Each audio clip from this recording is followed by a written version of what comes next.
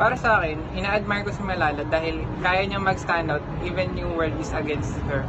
And ina-admire ko rin yung maturity niya sa age na meron siya. In the age of 17, naging ganun siya ka-mature. So, for me, si Malala, isa siyang incredible person kasi yung mga bagay na kailangan ipaglaban na hindi kaya ipaglaban ng mga kabataan ngayon, na ipaglaban niya at a very young age. And on top of that, meron siyang Nobel Prize.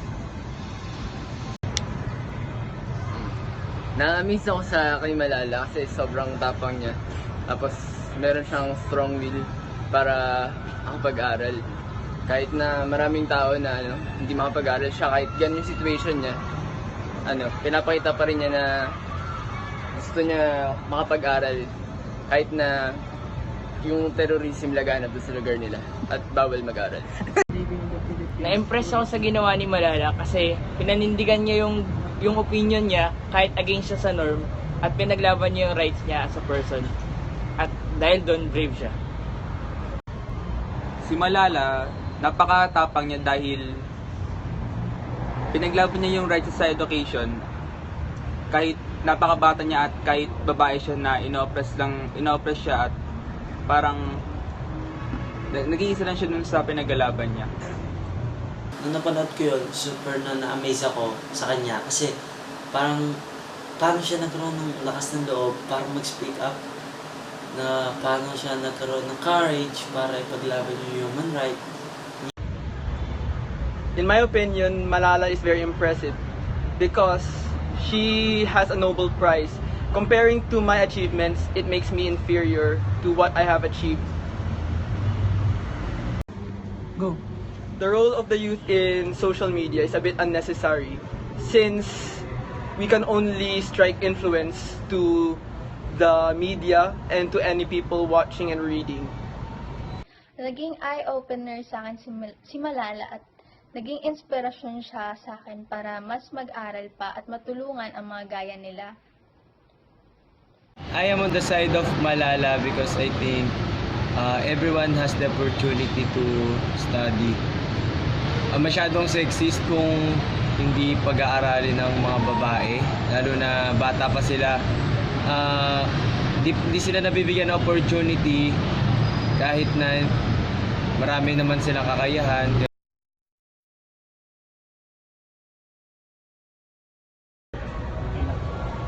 Okay na? Sorry.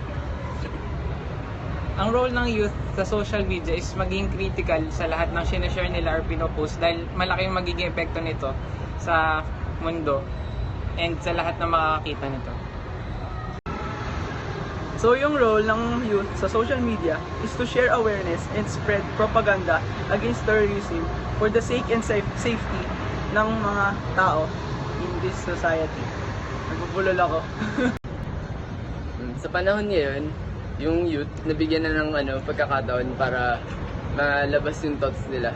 Tapos dahil doon, hindi lang naman para para ipagyabang yung mga bagay na meron tayo. Meron din tayong role para makipakita yung sympathy natin sa iba. Like sa terrorism, meron tayong role na parang Yung youth ngayon ay kilala sa paggamit ng social media ng madalas. So, ang role nila ay kailangan nilang i-spread yung mga nalalaman nila at kailangan maging aware sila sa mga nangyayari sa kanilang paligid.